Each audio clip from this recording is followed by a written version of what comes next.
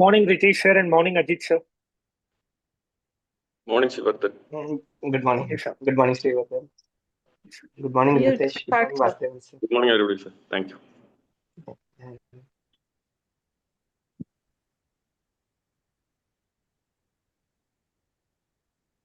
Good morning, sir.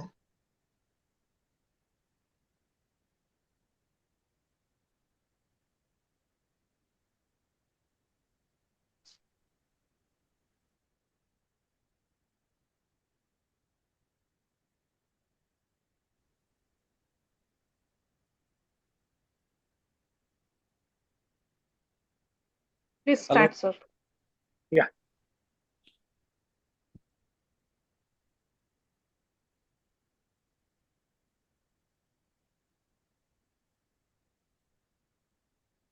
Hello, everybody. Yeah, good morning, sir. Sir. Good morning, sir. Good morning. Good morning. Dr. Srivathan, you can start the session.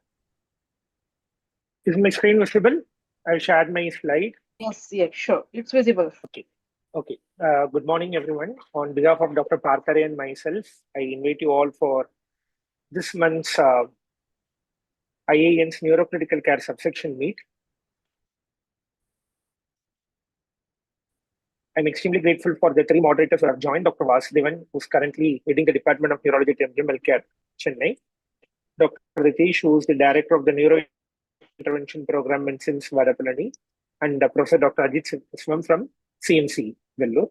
Wasting no time, we'll directly jump to our topic, which is the tale of two strokes, something which we quite commonly encounter in certain difficult decisions when it comes to critical care neurology. So to start with, our first case is a 63-year-old elderly lady, a known case of diabetes and hypertension for 10 years, on regular oral medications, and a fairly good BP and sugar control. Her last HbA1c was 7.1. She presented with an acute onset of left upper and lower limb weakness with facial deviation and slurring of speech. There was no LOC or seizure, and she came to the ER within 1 hour. So she was well within the window period. Examination, vitals are stable except for a BP of 170 by 100, CBG 198, left hemiparesis, left facial palsy, and left sensory inattention with a total NHSS of 9. As per the protocol, a baseline CT brain was done. CT did not show any obvious infarcts or bleed. We can notice a dense MCA sign on the right side. She was within the window period. There was no obvious contraindication for thrombolysis. Injection tenecteplase 0.2 mg per kg IV was given. And then she was taken for a CT angio to look for large vessel occlusion. So this is the CT angiography. We can notice there is a cutoff of right M1. This is the MAP and 3D reconstructed images, which again shows M1 occlusion. So the CT angio showed a left MC occlusion, M1 segment. She was in window period and eligible for mechanical thrombectomy. She was taken to cath lab. This was the initial finding in the cath lab. We can see a short segment stenosis or a short segment occlusion in the M1. And by the second pass, we were able to establish almost a TC2B to TC3 flow. And we used a stent retriever. Post-procedure, the patient improved very well. Within the next 24 hours, from NHSS 9, she had improved to NHSS 3. At discharge, patient only had a very minimal left upper limb drift. And she was able to do all her activities of daily living unassisted. By protocol, following any mechanical thrombectomy, we always put the patient on ticagrelor. So she was discharged on dual antiplatelets, aspirin 150 mg once a day, and ticagrelor 90 mg twice a day, with idostatin 40 mg per day of rosuvastatin. A month later, the same patient presented with around 6 episodes of transient numbness and weakness involving the left arm and the face. The episodes are more like a TAE. She was brought with these complaints. Examination revealed only a subtle left upper limb drift, almost an NHSS1, which was similar to the finding she had at the point of discharge. So a repeat MRI was done. And this repeat MRI showed a few small, tiny, acute lacunar infarcts again in the right MCL territory. This was the MR angio. We can again see a small thrombosis or stenosis involving the M1 segment where thrombectomy was done. And this is the MR angio. Again, we can see there is no flow in this particular region of M1, followed by distal perfusion. So this is the CT angio MAP reconstruction, which again shows a block in the right M1 segment. So MRI showed fresh lacunar infarcts in the right MCL territory, and CT angio showed right M1 occlusion. This is in a patient who already underwent a thrombectomy. Now the patient presented multiple episodes of TA-like events. What next to do? BP and sugar control were optimal. In fact, we were working on BP augmentation and their antihypertensives are cut down, and we are targeting a systolic BP close to 150 millimeters of mercury. There was no other evidence of an obvious prothrombotic state. ANA and ANCA workup are negative. APLA workup was negative. Serum vitamin B12 and homocysteine levels were normal. This is the platelet aggregometry. The one above is with arachidonic acid to see the efficacy of aspirin, and it's close to 84.4% inhibition. The second is with ADP to look for ticagrelor's efficacy, and we are having a fairly good inhibition. So our antiplatelet therapy is optimal, and there is nothing to suggest a antiplatelet resistance here. So coming to the secondary prevention in this patient, the patient was on dual antiplatelet therapy and idostatin. The LDL cholesterol levels are increased or come down to 63. Initially, the systolic BP was maintained at 130 to 140 till the patient had the TA-like events. Antiplatelet resistance was ruled out. Potential prothrombotic disorders were evaluated and ruled out. As of now, the recommendations for best medical therapy for intracranial atherosclerosis in lines with the American Stroke Association and American European Stroke Organization based on samples trial were reasonably followed. Glycemic control was fair, and HbA1c was also better. It had improved from 7.1 around 2 months back to 6.5. So we had already done a mechanical thrombectomy. All the secondary prevention for stroke was appropriately adhered to, and the patient kept getting repeated episodes. So what next? Since the patient continued to have recurrent episodes of TA-like events with MRI showing fresh infarcts and angiography showing vessel restenosis, patient was explaining the need for intervention, and the intervention we had suggested was intracranial ICS stenting, and we proceeded with the planned intracranial ICS stenting. So this was the patient during the second procedure. We can see the critical stenosis of the right M1 segment, and this is after intracranial stenting. A good flow was established. This is the post-procedure CT brain showing the intracranial stent in situ in the right M1 segment. So the right MCS stent was successfully deployed. As per the last 2022 ESO guidelines, which are available at that time, the target LDL was less than 55 for ICAT. So we had added ezetimibe because the patient was already on rosustatin 40 milligram to achieve this target LDL cholesterol levels, and the patient was discharged. The patient was doing fairly well for the next 2 months. And the patient again presented with multiple episodes of transient numbness and weakness involving the left arm and the face. And this time, the blood pressure was maintained around 140 millimeters of mercury. So a repeat MRI brain was done. And the repeat MRI brain showed multiple small embolic infarcts in the right MCL territory, both in the deep perforator region as well as at the cortical regions. And this was the MR angio, wherein we are not able to visualize the flow across the stented region of the right M1. So the patient was again taken to the cath lab. We can see the tight stenosis across the IC right M1 where the stent was deployed. So the patient had a symptomatic in-stent restenosis. So it's not just an instant restenosis. The patient also developed multiple symptoms with the TA-like events and MRI showing multiple new infarcts. This in spite of best medical management and compliance to dual antiplatelet therapy. Following extensive discussions with the family, a decision was taken to proceed towards angioplasty. The other option which was considered was, should we use any drug-eluting stent as a rescue therapy? So the patient was taken for an angioplasty, and an angioplasty was successfully done. We can again see the DSA showing good flow. Post-angioplasty, the patient developed a mild symptomatic hemorrhage as evidenced by the small sulcal bleed here. But other than that, the patient did not have any major symptoms.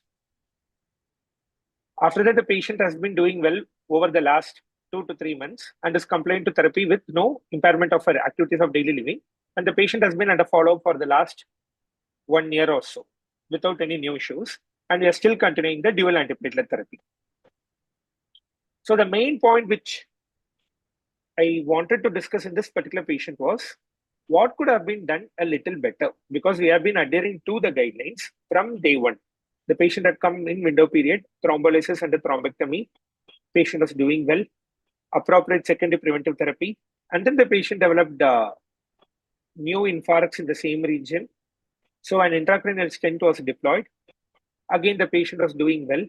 2 months after the deployment of stent, patient developed again TA-like events with new infarcts, for which an instant angioplasty was also done. So are we missing something here? Or something could have been done a little better? Or should an intervention be offered quite early rather than waiting for multiple episodes? These are the 3 major points which we wanted to discuss in this particular patient. And what is the current evidence that the literature mentions about management of intracranial atherosclerotic disease, and what predisposed our patient to develop recurrent stenosis of the same vessel? Even if you're talking about ICAD, the other vessels seem to be fairly okay, except for the right M1 segment. Dr. Ritesh, you wanted to add something else before proceeding further?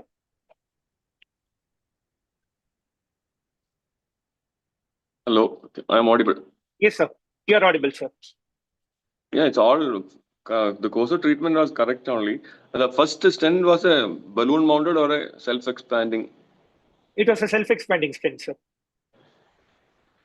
Possible, maybe thinking retrospectively, thinking differently, we could have done a vessel wall imaging and seen what sort of plaque to us, or how the vessel wall was, circumferential or an eccentric anterior plaque.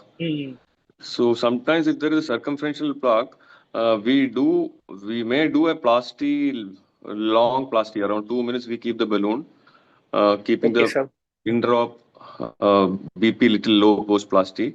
Wait for 30 minutes. If it is re-occluding, we usually tend to put if the on table after 30 minutes of plasty, if it is re-occluding, we try to put a balloon mounted stent because it has a more radial force, and we can say the recoil of the vessel or the elasticity of the vessel is so. So that may be a different thing I would have thought of. Otherwise, it's well managed. Going through the stent again, doing a plasty is a little challenging thing. So that was wonderfully done. So this will maybe some patients, the plaque may be just a posterior plaque, very safe to put a stent. Some may be with little anterior plaque, a little unsafe to do a balloon mounted stent. So in your center also, we send our patients for your center for vessel wall imaging. Yeah. No, the So only that gives concern little more was insight.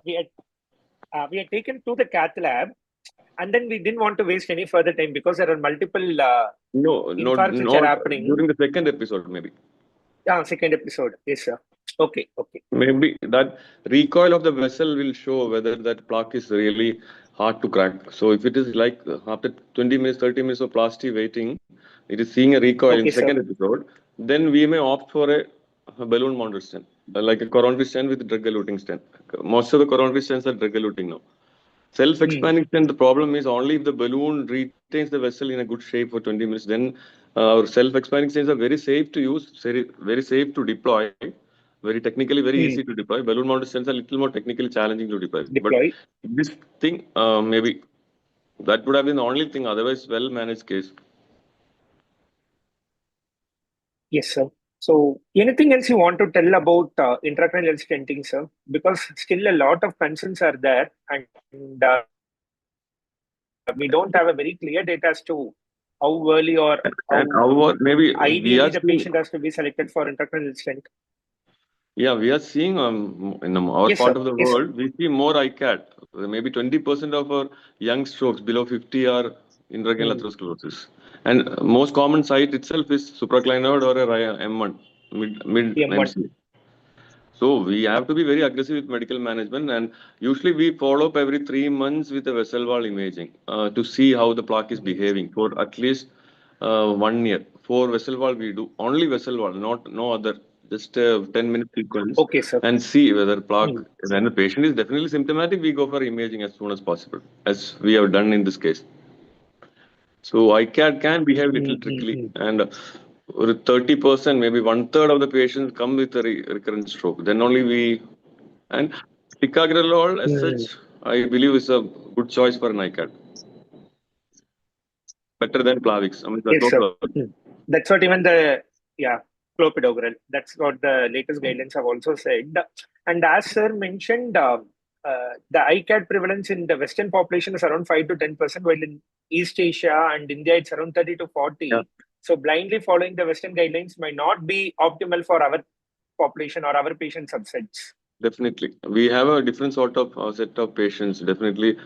Young patients, particularly long-standing diabetics, little more common in maybe females who's a young onset diabetics by 35, 40.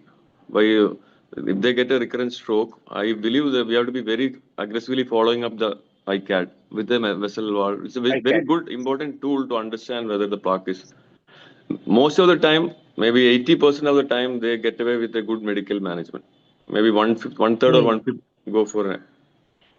And second point, maybe I would have thought is if you had done the thrombectomy, Yes, sir. usually maybe interventionist would have waited for at least 30 minutes to do a check run. Sometimes, if there is a plaque there, We do that by protocol, sir. We do that Then 20 to so there 25 is minutes no post procedure. during the thrombectomy. I believe there was no very strong reason to suspect it was a bad ICAD. Yeah. Exactly, sir. So And the other concern was, since we used the word ICAD, but seemingly the other vessels are all normal. it can be That very was focal again disease, very focal. focal. Exactly, sir. That's the other point which I wanted to stress. ICAD need not be generalized. It can be restricted to a single vessel also. Yeah, diabetic and smokers, we see multifocal disease. Very poorly controlled diabetes, heavy smokers, we see multifocal disease. And most of the time, it is intracranial only. The other commonest segment we see very often is a mid-basilar or a distal vertebral. Okay, sir. Maybe that's the point. Maybe angioplasty, wait for 20-30 minutes. If it is recoiling, try to put a balloon mounted stent. If it is not recoiling, self-expanding stent is very safe, and it's a very easy, very technically more easy to deploy as self-expanding. Yeah. Balloon mounted is little technically, we have a higher risk of wire perforation or if you are mounting a balloon mounted because it is little stiffer. So that is my teachers following used to be like that. Do a plasty, wait for 20-30 minutes, see the plaque behavior, then decide on a balloon mounted. So most of the time, if we are taking for a patient for a ICAD, we tell the family we will decide on table which stent to put. So usually we give an estimate of both because balloon mounted is relatively very less expensive. Yeah, less expensive. Self-expanding is little more expensive. So we give them that open option. We'll decide on table after the plastic. Maybe it's a well managed that doing a restenosis plastic is a very challenging thing. That I definitely appreciate your intervention because it's a very challenging because plaque can rupture very badly because the whole and you have given a very valuable point. Yes, sir. Yes, sir. And you have given a very valuable point as to how to a practical point as to how to decide in table the procedures. Based on how the vessel is behaving our after the seniors, our plastic. teachers always follow, so we also follow the same. Nice case. So nice coming to the literature part, yes, sir. Coming to the literature part, a very simple discussion about the management of ICAD. As we had mentioned earlier, around the 30 to 40% of the Indian and the Asian population have ICAD, and blindly following what the European and American guidelines say may not be ideal. So there are three options. One is the medical management based on what the Vasid and Sampras trial have said, the concept of BMT or the best medical treatment. Second is interventional procedures and surgical, like ECIC bypass or STA bypass, which is basically the one which are expanded from the Moya diseases. And third is some kind of a balloon angioplasty and stenting, as we demonstrated in our case.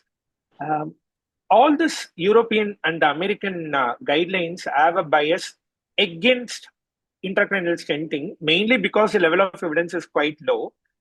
They are very low and they don't have any strength of recommendation. And in fact, some of them have a strong against intervention unless we have a case-to-case basis. And the main reason for this is because of this particular trial or the Sampras trial, which used a wingspan. And there were a lot of periprocedural complications following that. So this was one interesting paper which I wanted to highlight. In the Sampras trial, the percentage stented on label for stroke was around 8.2, and the periprocedural complications was around 14.7%. But then there were a lot of other studies which have come from China, and their sample sizes were as big as Sampras. You can see 278, 140, 140, and all their periprocedural complications were quite low. So we are all extremely biased by just a single trial. And the second point to notice is the mechanism causing the stroke is quite different. ICAD is a totally different disease, unlike any other large vessel occlusions we see or an embolic strokes which we see. In fact, compared to the best medical management part in Vasid, Sampras, and COST trial, the 1 year stroke and death rate was 18, 12, and 16. And the cumulative rate was around 15%. While all the Asian studies with the intervention have a less than or have half the risk of a 1 year event from happening. So just because we have one study which has said that the intracranial stenting is associated with a poorer prognosis just because of the procedure-related complications, we need to take it with a pinch of salt. And coming to the risk of in-stent restenosis, we have certain important risk factors. It is mentioned that up to 14.8% of patients who undergo intracranial stent can develop an in-stent restenosis. And as Sir rightly mentioned, a close monitoring in the form of vessel wall imaging is required periodically, even if the patient doesn't have a symptom. Among them, 28.8% are symptomatic with new or recurrent ischemic events, which means only 1 out of 4 patients who have an in-stent restenosis have symptoms. And in total, up to 4.3% of patients who undergo intracranial stenting develop symptomatic in-stent restenosis. And the major risk factors for that include old age, diabetes, the type of stent used, and the lesion location, with lesions located in M1 and supracranial ICA having the highest risk of in-stent restenosis. And for some reason, a smoker's paradox was observed, which suggested that smokers not only had dramatically lower periprocedural ischemic events, but also had lesser risk of in-stent restenosis. The other risk factor for increased risk of in-stent restenosis were women compared to men. Several studies have demonstrated that larger residual stenosis may be a predictor of restenosis after stent placement, especially when the residual stenosis is more than 30%. So one important take-home point which Sir mentioned was we need to consider doing periodic vessel wall imaging in all patients with a severe ICAD for whom an intervention is offered, even if they do not have any symptoms, because a big chunk of the patients might develop an in-stent restenosis without any obvious symptom. Dr. Ritesh, you wanted to add anything else, sir? No, well summarized. Maybe the Sampras trial was more than 15, 16 years back now. So, but technically, a lot of hardware changes has happened in last 2 decades, means 15 years. So that was a very stiff device because I was getting trained that time. Before we were getting trained, the Sampras trial has started 2007. But that wingspan was a very crude device actually. But that, at that point, there was no other options. Now the technical periprocedural complications I can say is less than 1%. with the newer devices, because we have a lot of support guiding catheters which we can take the stent more without any much of complication. So Sambris was a little too early to, that became the benchmark landmark trial for Benchmark. everything. For ICAT. That's why a lot of Chinese studies are there. Weave trial was a real. So it is, each lesion has to be taken in a different way. That's it. If it is a very focal lesion, best is a balloon mounted stent. If it is a little atherosclerotic, large, short segment lesion, self-expanding covers better, because otherwise balloon mounted can dissect the lesion either proximally or distally, and the whole thing get occluded. So a lot of things are lesion based. So vessel wall definitely guide us, and hardware technology has definitely improved in the last 10-15 years. So procedural complications as such, if we select the right patient, the right device, are very less. But wingspan was the unfortunate, you can say it actually deviated the way ICAD was treated. Particularly, it was a lot of bias was there. The expertise of using a wingspan. It was actually you got to take the device 2 times to deploy it. That itself causes a lot of dissection inside this plaque. So it's not a, it is not a, that time there was no other design to take a stent there. So that actually we should now slowly move away from Sambris, and each individual patients we have to see how that plaque behaves, then take a call. And 80% I believe optimal medical management is the treatment of choice. But we have to follow up. Yes, sir. And that's what I understood. In our center, we have done close to around 300 plus ICAD. Instant restenosis usually happens in the 1 year, first year. So that first year should be we give a good dose of statin. Even if they have myalgia, we go with coenzyme Q or support, carnitine something. We follow the CPK. So then every 3 months we do a vessel wall for at least 4 vessel wall we do in the first year, and see how the plaque is behaving, so that we can think of tapering the antiplatelets after a year. Yeah, so that may be our experience. It is our restenosis rates were less than maybe 0.2%. Out of 300, we had 2 cases. That's it. Okay, sir. So selecting the cases, each lesion is different. Each lesion needs a different device most of the time. Yes, sir. Dr. Ajit and Dr. Vasudevan, sir, if you want to add anything else before we proceed to the second case. Nicely discussed, Srivardhan. Just because Thank you, it's sir. a focal CNS, it's a very focal CNS disease. Like vessel wall would have been very optimal, Ideal. because we had a time interval between the first and second stroke. And the other thing, such cases, do you suggest, like, there are atherosclerotic risk factors, but still the disease is focal? Is there any role for any varicella testing and all? Because varicella also can cause. Was there any history of herpes Exactly, before? sir. Not recently. That was all in our concerns. But again, the logistics was our nightmare, because we had to end up doing 3 procedures for the same patient. Okay.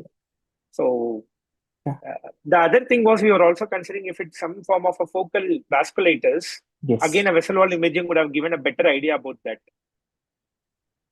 Yes, sir. That was much. Yeah, Vasudevan here. Yes, sir. Yeah, Morning, Srivardhan, that was a very well discussed case, and thanks to Ritesh also for a very elaborate explanation and discussion on the whole thing. My question is, between the first and the second episodes, Yes, sir.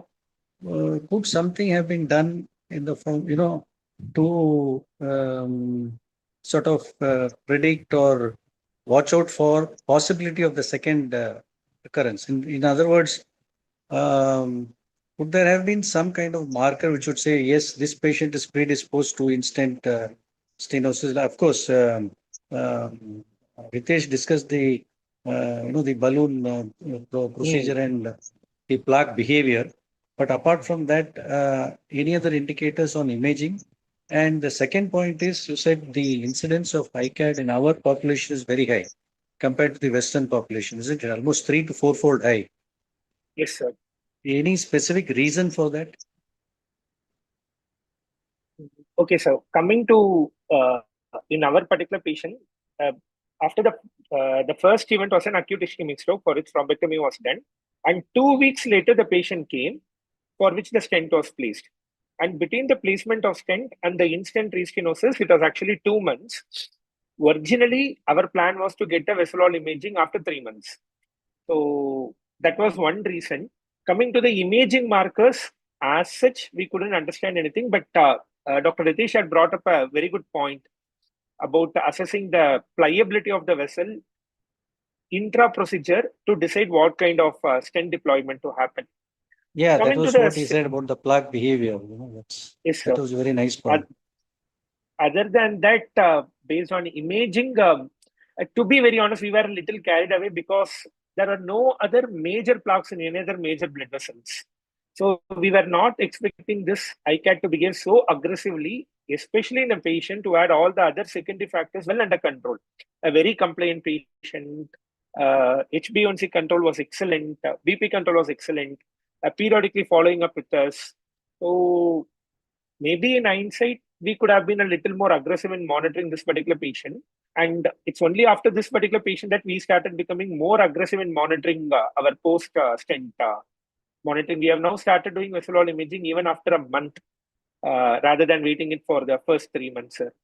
And the second question about the prevalence, they are mentioning that a lot of polymorphisms in several genes are increasing the risk of ICAD in Indian, or not just Indian, in the Asian subgroup. Even in the US studies or the European studies, they are clearly mentioning that the Caucasians and the Africans have a lesser chance of ICAD compared to the Asian population, even when the environment has changed. So probably there's a lot of genetic factors which are in line, and almost some 30 different genetic polymorphisms have been suggested, sir. Whether they have a clinical application right now, I am unsure about that. Maybe Dr. Ritesh might also be able to give some input into this. Thank you.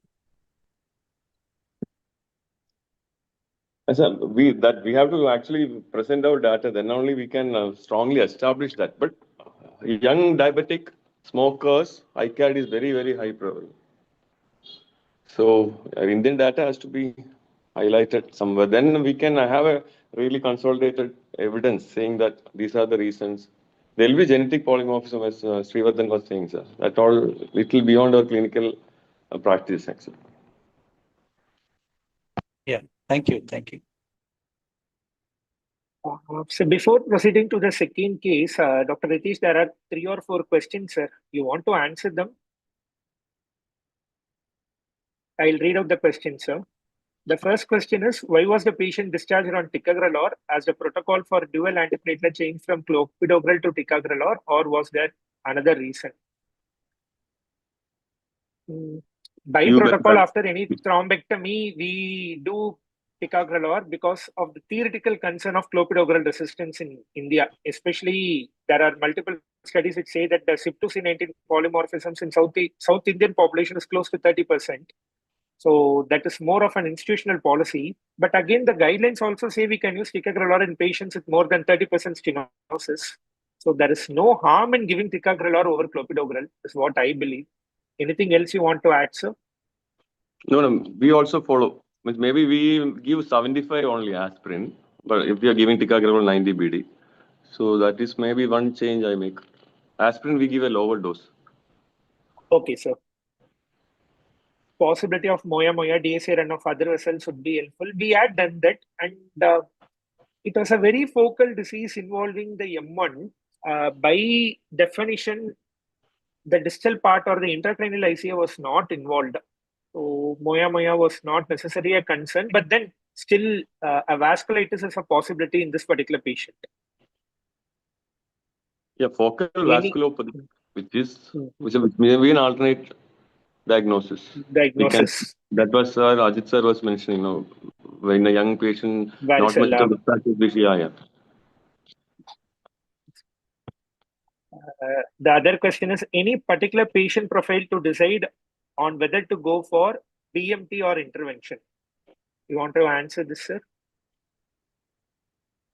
The first option is optimal medical management followed the addition. Yeah, definitely. There is no other question. If the patient has a recurrence on good medications, then consider repeat vascular imaging or angiogram and take a call. If it is more than 70%, definitely suggest stenting. That's our protocol. The last question, as you pointed out, stenting in ICAD in most of the trials was done after few days of stroke onset. What is the evidence for doing intracranial MCA stenting during the first event within window period? Very rarely, because if it is a very stubborn plaque which doesn't yield anyway with even it's an acute stroke in a window period, we are doing a thrombectomy, no, only fibrotic material are coming in the stent retriever or the aspiration device. We know it's an ICAD. We sometimes place a long stent retriever for 30, maybe 20 minutes so that it has a plastic effect. Then if it also recoils, then we know it's a very stubborn plaque. Then we take a call either most of the time we try to put a balloon mounted stent. So we know that the self-expanding stent will not stay. Only difficulty is if it was a thrombolyzed patient, IVT given patient, loading on antiplatelets for putting the stent is a little issue. So we try to avoid acute stenting in a thrombectomy scenario. Most of the time, balloon plasty, wait, if it is recoiling only, it's the last option is stenting. So because if it's a thrombolyzed patient, risk of reperfusion hemorrhage will be very high. So that's the last option during a thrombectomy scenario. It's a very recently we had a schoolboy. He was playing football. Middle of the match, he collapsed. He was brought to us, acute stroke. We had directly taken him to the cath lab. We are not able to do thrombectomy. Every time we complete, the vessel was getting restenosed, and that was the only scenario where we had used an in-window period balloon-mounted stent. So, as sir mentioned, that's an extremely rare situation which we encounter now. For a dissection, to the dissection. Yes, sir. Possible dissection. Okay. So most of the time, everybody agrees. All our intervention community agrees. Try to avoid an acute stenting. Stenting. In a thrombectomy. Try to avoid. That's the last option. Less than 5% only we encounter, luckily. So, if it's okay, shall we move to the second case now, sir? Yes, please. Is my screen visible? Yes, visible.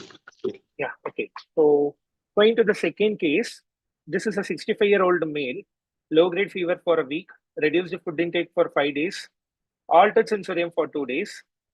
Initially, a CT was taken elsewhere for the same. The patient was able to have a normal pressure hydrocephalus. The patient was brought to our emergency room. The GCS was E3, V4, M5. Very confused the patient, significant neck stiffness. He was moving all four limbs. There was no focal deficits as such. No other signs of Parkinsonism except for neck stiffness, which cannot be taken as a PD sign. And the patient was febrile, temperature of 100. This was the initial CT which was done, which showed ventriculomegaly, periventricular hyperdensities, and dilatation of the temporal horn. The clinical suspicion of meningitis was quite high. There was fever, neck stiffness, a certain component of hydrocephalus. Baseline blood investigations were normal, except for an elevated ESR, which was around 90, and CRP, which was around 30. The patient was empirically started on dexamethasone with ceftriaxone, vancomycin, ampicillin, and acyclovir. Chest X-ray was normal, the baseline chest X-ray. After CT, an LP and CSF analysis was done. The CSF glucose was 40.5. The corresponding plasma blood glucose was 128. The CSF protein was 124. CSF cell count was 90, lymphocyte predominant. Gram stain showed no organisms. CSF biofire was negative. CSF AFB was negative. CSF gene expert did not detect TB. HIV was also negative. The patient was not having any obvious immunosuppression. So this strongly raised a suspicion of TB meningitis.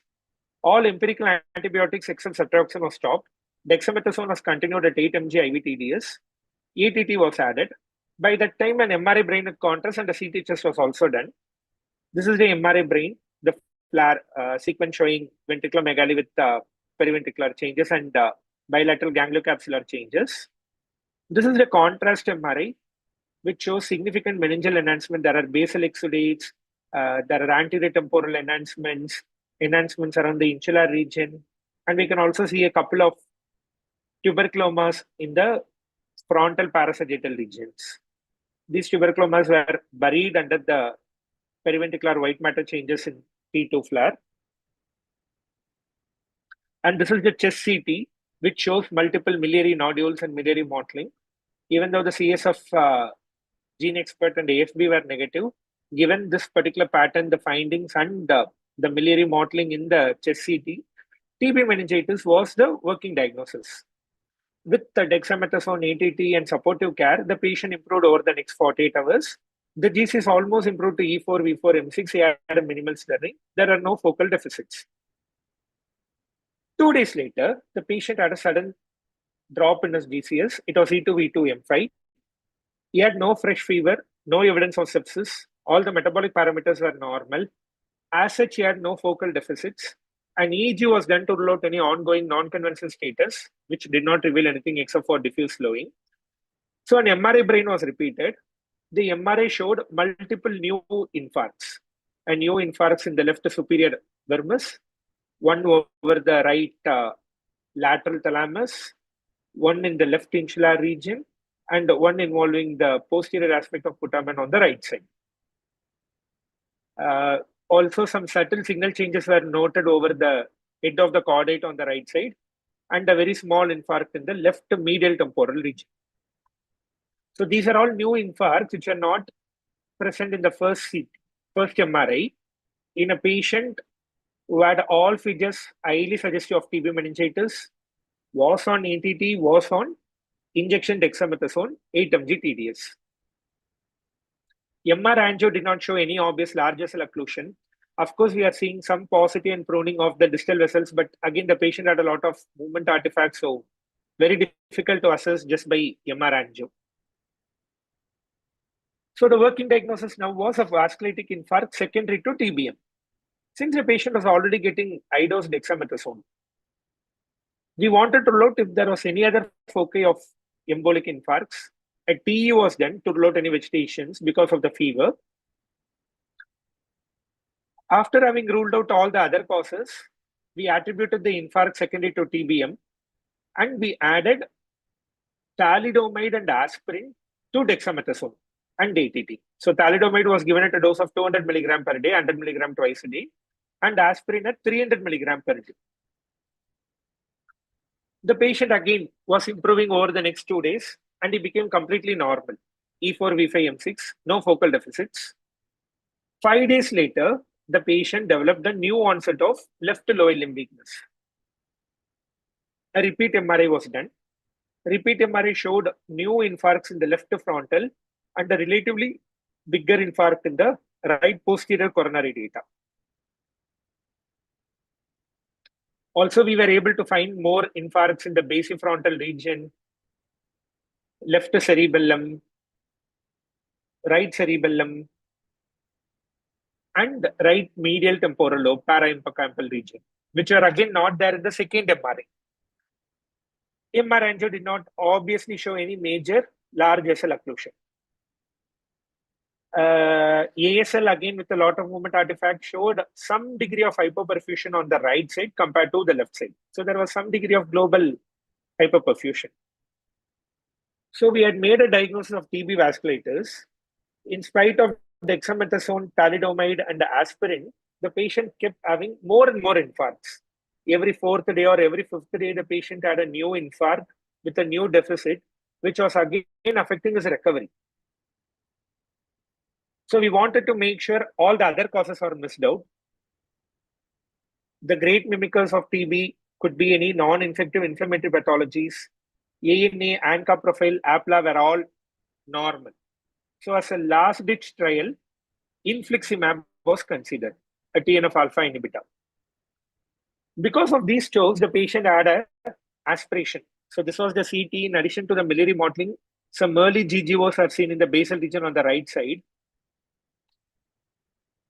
So the patient was started on infliximab. The first dose of 5 mg per kg was given with meropenem cover. After the first dose, the patient had no further deterioration. He had a good neurological improvement. 5 to 6 days later, his GCS again improved to E4, V5, M6. The left lower limb weakness also improved over a period of 7 to 10 days. And he reached a stage where he was able to ambulate and mobilize with support. He had multiple fever spikes over the next few days. Rather than attributing it to infliximab, the already early aspiration pneumonia which was there became a little more organized. So blood cultures were negative. We did the bronchoalveolar lavage, which showed no growth but showed a few fungal elements. Biofire from the bronchoalveolar lavage was positive for multi-drug resistant Klebsiella and Enterobacter. So the antibiotic was escalated to Zavicefta, which is ceftazidime avibactam, to cover the multi-drug resistant Klebsiella with aztreonam. And micafungin was added to cover the fungal infection. And over the next 5 to 7 days, the patient almost completely recovered. The second dose of infliximab was given 2 weeks after the first dose, and the third dose was completed after 6 weeks. Dexamethasone was very gradually tapered. The patient had no further neurological deterioration after infliximab therapy. So before going further, I want Dr. Ajit to give us insights about this case and if anything else could have been done a little differently to prevent the patient from having had so many strokes. No, nice discussion, Srivardhan, as usual. But meaning now we know that the patient has improved well, but when he came in initially with a negative gene expert and only the lung finding to support the evidence of chronic meningitis, how sure we were that there was no malignancy or meaning at that time, because in retrospect the patient has done well, but how sure there was no malignancy or like it's not like any fungal cryptococcal or anything those would you We had done a biofire, sir. So our Okay. biofire also includes cryptococcus. okay. Cytology was negative. The only test in hindsight which we had not done at that particular point was a whole body PET scan Okay, to look yes. for focus of malignancy elsewhere, because CT chest and CT abdomen ruled out any obvious malignancies Yeah. here. Yeah. Yes, sir.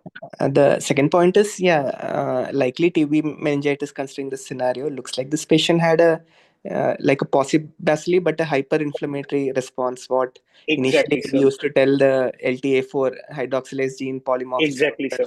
CCTT and BT kind of phenotypes, in which this patient appears to be having more a possibacillary but with more inflammation. That could explain why the patient initially responded to DEXA and then thalidomide aspirin was started, but quickly when you switched over to infliximab, which was infliximab has multiple doses, but the low dose infliximab also, which has been proven to be useful. Even with that low dose, I think you were able to quickly taper off the reasonably Exactly, sir. of the steroid and come down. So it looks like the patient had a more like an inflammatory phenotype of a tuberculous meningitis, probably explaining the. It's fantastic that the patient came out despite so many setbacks. It's very nice. Yeah. Exactly, sir. The thing was, every second day or third day, the patient used to deteriorate. And then it's again like going back to the drawing board. Every time there's a deterioration, we'll have to reassess if our diagnosis of TB was right. Yeah. We have also sent the samples for these polymorphisms, sir. We strongly suspect an LTA4H polymorphism in this particular patient by the behavior, especially the dramatic response to infliximab. Yeah. And one more point is, even according to literature, I don't think this patient fitted into a paradoxical worsening. It was like all the events were happening at the time of the initial admission rather than Yes, sir. the scenario where infliximab or thalidomide are usually added on is a patient with tuberculosis meningitis started on ATT and dexamethasone. They're trying to come down on the dexa. The patient either develops worsening of lesion Exactly, sir. or arachnoiditis, in which case an optimal duration of ATT has already gone in, because infliximab can be a double-edged sword, because meaning we know infliximab can cause tuberculosis also, like activation, especially if the ATT is not on board for a sufficient duration of time. So that way it looks like it's definitely the inflammation which got settled because of the steroid and the infliximab, which helped in the rapid recovery of this patient. Because historically, even the studies which have been published, the time of initiation of infliximab has been later, though more and Quite more we later. are trying to use it earlier, but it's been a little later, and it also has some kind of a we don't know whether we need to give it with steroids or during the steroid taper. But one thing which I think the studies have noted is the patients with infarcts, especially the vasculitic infarcts, those subgroup may not do very well. That's probably because baselines they are much more severe despite infliximab. So those were a few. Yeah, I think it's wonderfully managed. It's great that the patient came out normal. No, sir, it was not wonderfully managed. The main reason I wanted to discuss this is because we were neither confident about the diagnosis, nor were we confident about the treatment. But thankfully, the patient recovered well. Yeah. Yeah. Why did you consider adding on anything? Sometimes just continuing dexamethasone also, there might be some stabilization, isn't it, Srivardhan? It was a good call. Yeah, bold But and then good call. it Yeah. was, I said, no, the main concern was, in spite of dexamethasone, Okay. there was an initial improvement under deterioration. So that seemed a little odd for us. I Okay. can Okay. understand a patient already coming with a vasculitic infarct, not improving for quite some time. That is understandable. Okay. But within 2 days of starting dexamethasone, the patient almost became completely normal. And then Okay. there was a drop. So that was something which we felt was a little unacceptable. So that is the reason why, because every time the patient improves and deteriorates, rather than answering to the patient, we had to talk to the family. And we Yes. had absolutely no answer what we'll be Okay. giving to them. Yeah. Yeah. And it's a very tricky situation. So we don't have enough time to decide what needs to be done. And every time our concern was we didn't want the patient to get intubated, because once the patient gets intubated, we know what the outcome is going to be. Tracheostomy and a prolonged recovery. So whatever aggressive treatment we wanted to do was to prevent the patient from going into that stage. And thankfully we got out. But then if it were not TB, and infliximab could have also caused more harm than good to this particular patient. Again, in spite of all the state-of-the-art technologies which are available with us, we are still not able to prove TB in most of the patients, sir. Yes. So Yes. anything Absolutely. else? Absolutely. Anything else you Srivardhan, think we are also? Yes, sir. Yes, sir. sorry to interrupt. Srivardhan, No issue, sir. that is exactly my point. You still don't have a conclusive diagnosis of TBM here, isn't it? Exactly, sir. The Yeah. entire So diagnosis was resting on the CT showing a miliary mottling. If not for that, it would have been very difficult to manage this patient, sir. why did you consider repeating LP and CSF analysis more than once? That usually should be considered when you're dealing with this kind of cryptogenic or unknown meningitis of this sort, which is meningitis. causing a vasculitic problem. So that is another thought that you should I Yes, think sir. consider. Yeah. Some other things like a bronchoalveolar lavage or a bone marrow, Yeah. which might have helped initially when we had Ball the. was also done, sir. Yeah. Ball Okay. was negative for TB. Okay. Okay. Bone marrow we had not done for Sure. disseminated TB. No, Yes, just sir. when you were on the spot For- initially, like whether it could Yes, have sir. helped. Yeah.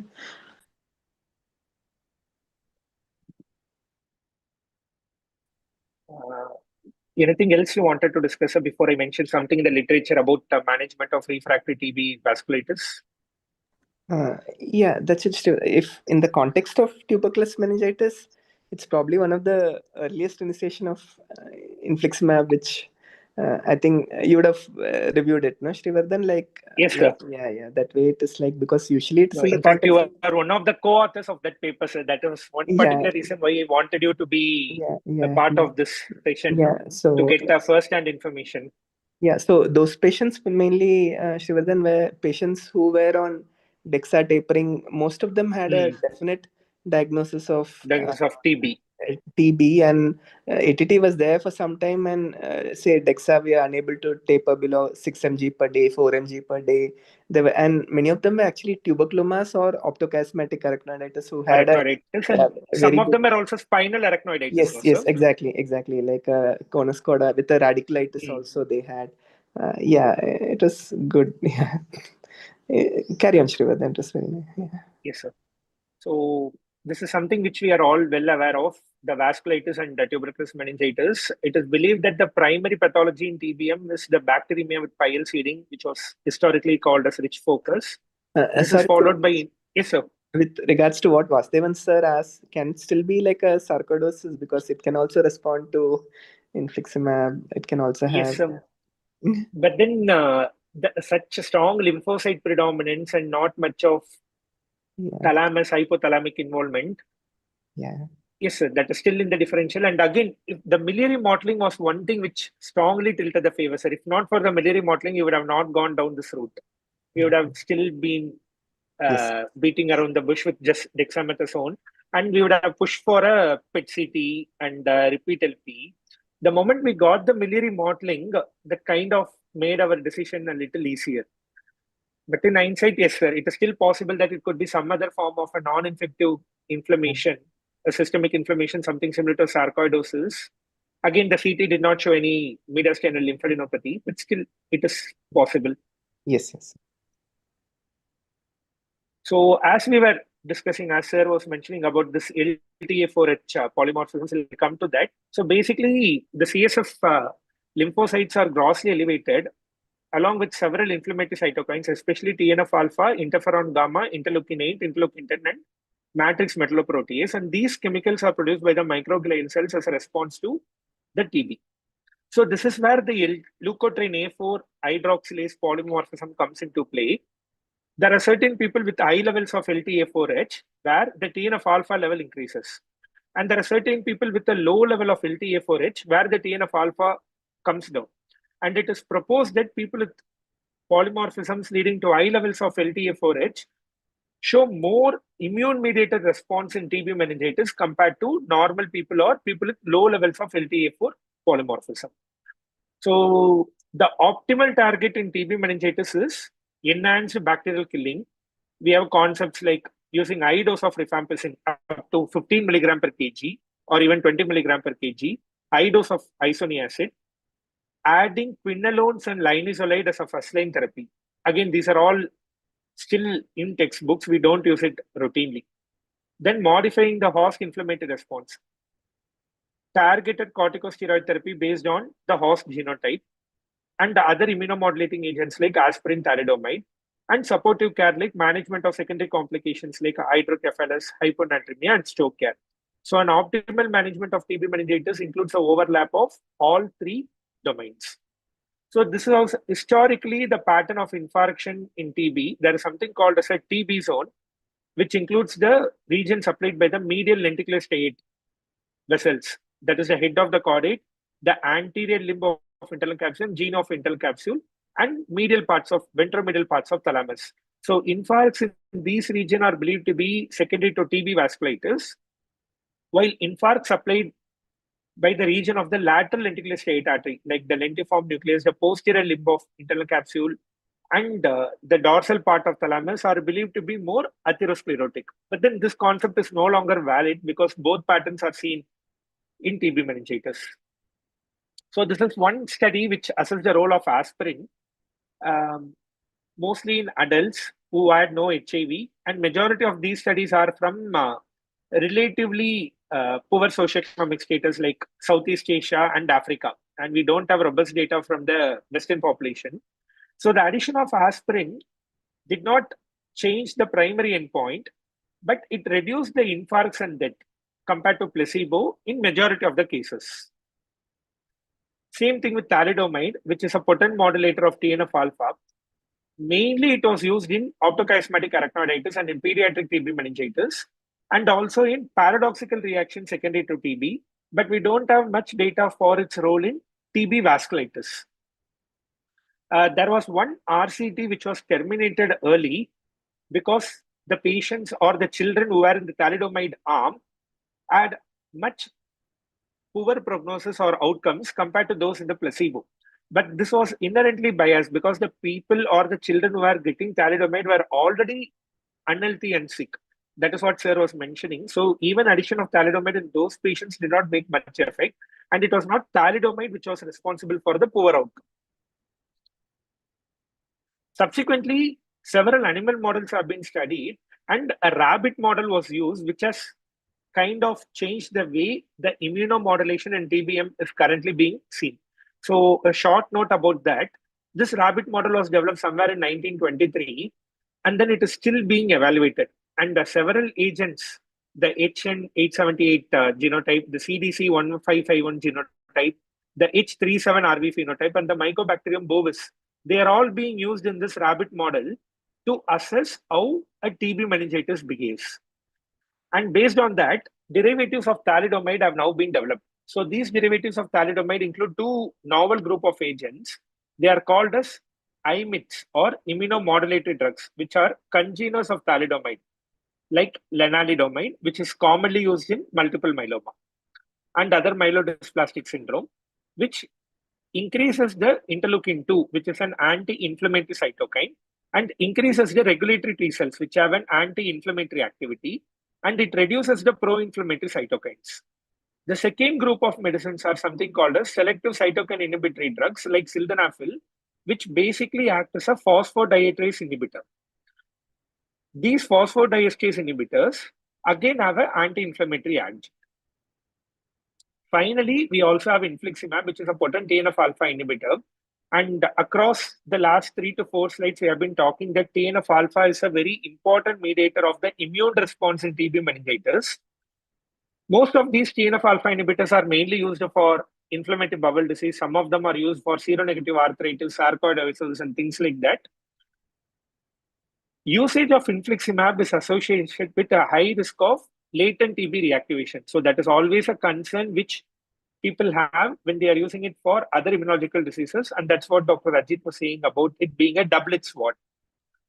But it also has a very niche indication in CNS TB for refractory TB vasculitis and paradoxical reactions. I want to just tell about 2 important studies, both from CMC. One was the outcome of low-dose infliximab as an adjunctive therapy in patients with severe CNS tuberculosis. And second is effectiveness of adjunct high-dose infliximab to improve disability-free survival among patients with severe CNS tuberculosis, of which Dr. Ajit is one of the co-authors. So the low-dose regimen included 3 to 5 milligram of rituximab, while the high-dose regimen included somewhere close to 10 to 15 milligram of infliximab. So the points to ponder in this particular patient, what could have been done differently? Was something missed? Is TB the real culprit, or was there a secondary pathology which was also in the background? And Dr. Ajit had answered most of these questions. Dr. Ajit and Dr. Vasudevan, you want to add anything else before going to the questions from the audience?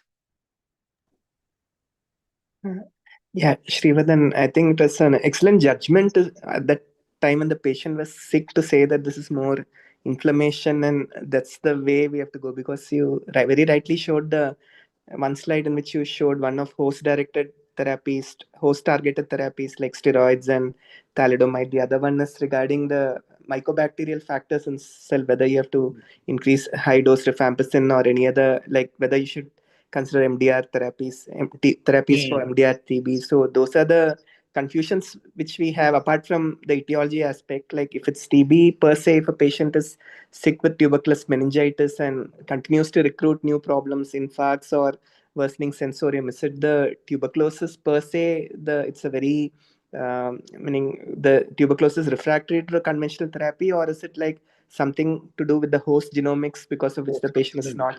So I think that's where you are really on the spot to say that this is more inflammation which is worsening the patient, and optimize the anti-inflammatory therapy. I think that's the reason, that's a testament why the patient actually did so well while you treated. I think it was the on-the-spot judgment whether it's like a hyperinflammatory response or due to a fulminant. I think the CSF sugar might have been a small indicator, because I think it was not as low as sometimes we see in TB meningitis. Sometimes it goes down to 15, 20 for the very sick patients, isn't it? This was 48. But no? still 48, but the corresponding Yeah. blood glucose was 120. So 128. still it Yes, is less yes. than 40%. Yeah. So,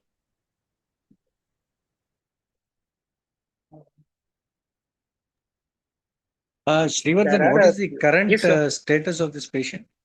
So the patient is doing extremely well, sir. The patient is actually employee of SHAR, and because our hospital has a tie-up with them, they were able to afford everything which we did. Otherwise, I don't know how easy it would have been for patients to do this, sir, especially with the cost of infliximab. Okay. Yes, completely recovered. This was round about 1 year back, sir. We had right now sent the polymorphisms, as sir had mentioned. We wanted to know what all to check. Maybe once I get an idea about that, I'll keep you updated, sir. Right. And what about repeat imaging? We have done the repeat imaging after 6 months. It's not there. That isn't showing any infarct, sir. And the enhancement is also completed. We had given 12 months of ATT, 3 plus 9. That's what we had followed. Right. 3 months of HRZD and 9 months of HRE. We had continued ethambutol in the entire course. Miliary mottling has also settled. Yes, sir. Yes, sir. Acha. By the time the ball was done for the aspiration pneumonia, there was almost a 50% improvement in the miliary modeling. It was only the GGOs which had become quite prominent. There are a few In the bowel questions fluid, also. in the bowel fluid, you showed anything we were able to do, any flow or anything? Just curious, like to say whether We in the gene expert was negative, sir. The culture only yes, showed yes, some yes, fungal elements. Some hyphae were yeah, seen, some septate hyphae. yeah. And we are also sent it for a biofire. We have an extended ball biofire which picks close to 64 organisms, including the atypical mycobacteria. And that showed multi-drug resistant Klebsiella and Enterobacter. So even at the ball fluid, we were not able to do. But the only catch here is the ball was done almost a week after the initiation of ATT. So whether that has contributed to the ball being negative is something a little doubtful. But theoretically speaking, our ID physician feels it's not the case because it still picks up only the genetic material. So even if the bacteria is dead, that should be able to identify that. The infarcts were also not truly in the border zone, no? The TB zone, somewhere Exactly, very sir. peripheral. That is, That's another factor. Yeah, I mean, some of the infarcts are quite cortical in the insular cortical. region Yeah, and eye frontal. So there are so many atypical things, all the more reason to discuss it in a forum. and And very difficult decisions most of the time when we have patient in front of us. yes. So I think, sort of you have to summarize, I would say that the patient has responded to anti-inflammatory treatment Yes, sir. Yes, sir. rather than to the, the specific Anti-tubercular therapy. anti-tubercular therapy. So that sense, I think the jury is still out. Exactly, sir. You have to keep following up, and I suspect I would rather, in your place, I would repeat an LP and a CSF analysis, even though the patient is within quotes normal. We'll To be get it done, absolutely sir. We sure. had done a PET CT. We'll repeat a LP, sir. No harm. And like Ajit was saying, sarcoid can be a great mimicker always, and you need not have all the, you need not have the full house every time. ACE levels and all those being abnormal, all those things need not be there. It can mimic this very closely, and besides fungal infections also, other fungal So one infections. thing is we were confident that it was not a fungal infection because we had sent a fungal culture from the CSF. And our biofire picks up 3 organisms, sir, if I'm not wrong. One is Candida albicans, the second is Cryptococcus neoformans, and one more. So that was not a concern at that particular point of time. The other question is the possibility of MDR-TB because of initial improvement followed by worsening. We had no diagnosis of TB, so considering MDR-TB here was even more challenging. And there was no reason for us to suspect that it was the TB which was worsening. It was more of an inflammatory reaction which was running around. So MDR-TB was not a concern at that particular point of time. And so there is a question, I think Dr. Ajit will be able to answer this better. Should we consider infliximab early in the inflammatory phenotype? Should we consider checking LTA4H polymorphism early in all severe cases?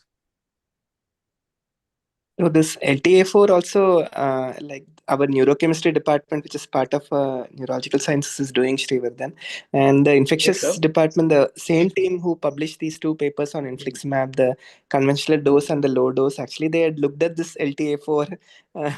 We actually found some discrepancies. It was not following the exact rules, what we say, the CC. So we are doing it right now. But to make a judgment based on that might be a little premature.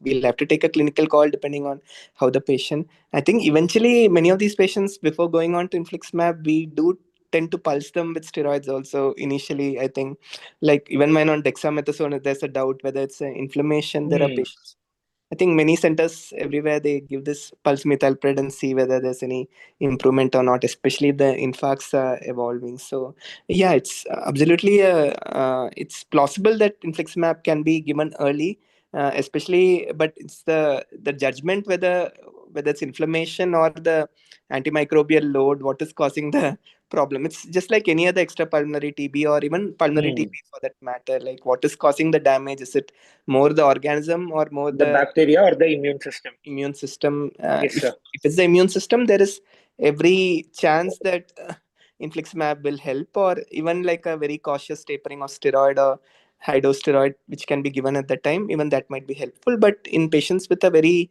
severe inflammatory response, it is plausible that early infliximab will be helpful. Yeah. And I think I've answered the next question also, sir. Can we give a pulse dose of steroids initially to suppress the immune fire before thalidomide? So that is also a reasonable option. Yes.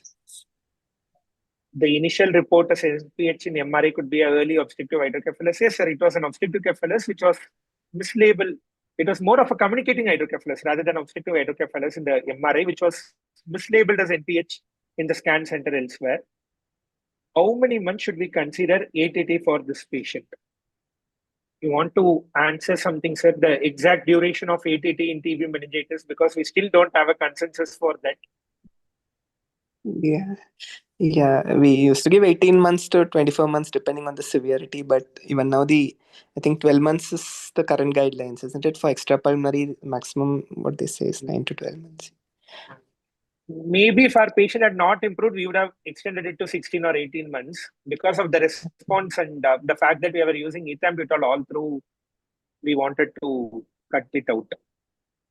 Is there any skin lesion or lymphadenopathy, biopsy of the lesions, rule out sarcoidosis?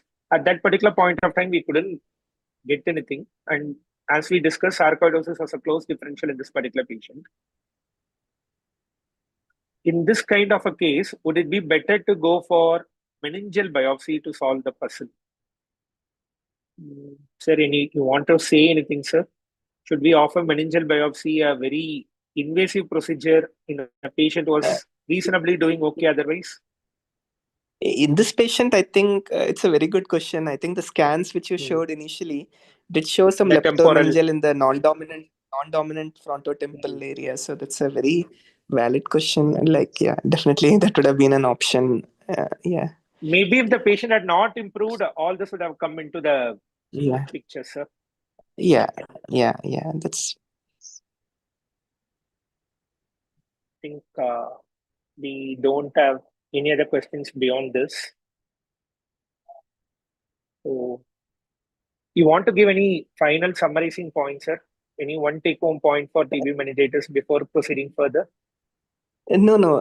And just like fantastic presentation, Srivadan. I think the way you've described the core problems, both in the ICAD case as well as in the TB meningitis case, very, very nice presentation, especially the slide on the host-directed therapies, the mycobacterial based considerations, all that. It's very valid, and I think all the questions are also very valid in clinical practice. It's still a disease with very high morbidity. One problem is early diagnosis still remains. Early diagnosis and prompt initiation of treatment is probably the most important prognostic factors across all studies in tuberculous meningitis. So, yeah.